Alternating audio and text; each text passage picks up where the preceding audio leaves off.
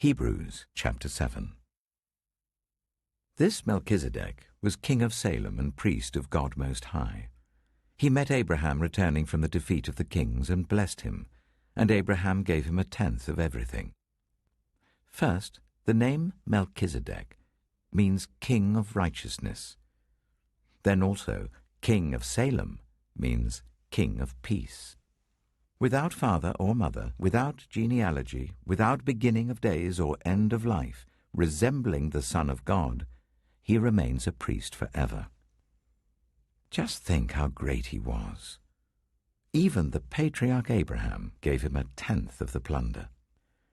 Now the law requires the descendants of Levi who become priests to collect a tenth from the people, that is, from their fellow Israelites, even though they also are descended from Abraham. This man, however, did not trace his descent from Levi, yet he collected a tenth from Abraham and blessed him who had the promises. And without doubt, the lesser is blessed by the greater. In the one case, the tenth is collected by people who die, but in the other case, by him who is declared to be living. One might even say that Levi, who collects the tenth, paid the tenth through Abraham, because when Melchizedek met Abraham, Levi was still in the body of his ancestor.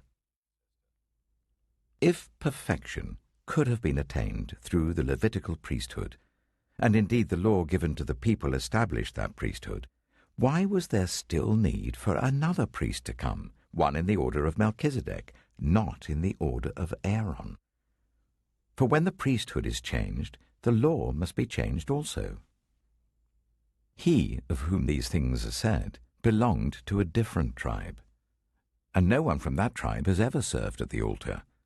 For it is clear that our Lord descended from Judah, and in regard to that tribe, Moses said nothing about priests.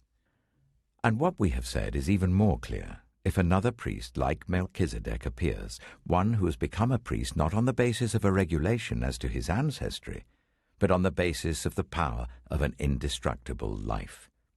For it is declared, "You are a priest forever in the order of Melchizedek." The former regulation is set aside because it was weak and useless, for the law made nothing perfect, and a better hope is introduced by which we draw near to God. And it was not without an oath. Others became priests without any oath, but he became a priest with an oath, when God said to him, "The Lord has sworn and will not change his mind. You are a priest forever." Because of this oath, Jesus has become the guarantor of a better covenant. Now there have been many of those priests, since death prevented them from continuing in office.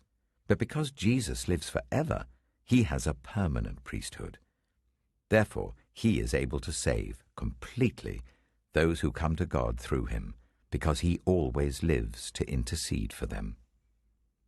Such a high priest truly meets our need, one who is holy, blameless, pure, set apart from sinners, exalted above the heavens. Unlike the other high priests, he does not need to offer sacrifices day after day, first for his own sins and then for the sins of the people. He sacrificed for their sins once for all when he offered himself.